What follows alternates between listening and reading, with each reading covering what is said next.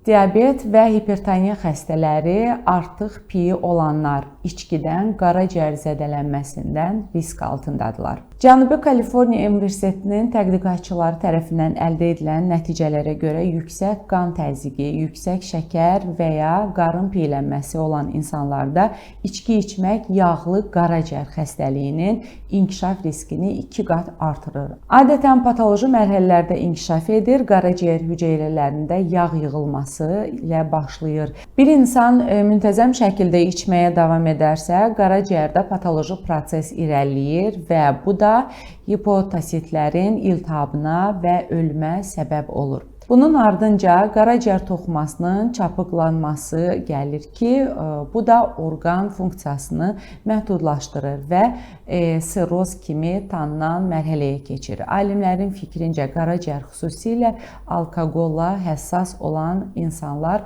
bu patoloji transformasiyanı qadınlar üçün gündəlik 2 porsiya, kişilər üçün isə 4 porsiya spirtli içki qəbul etməklə yaşayırlar.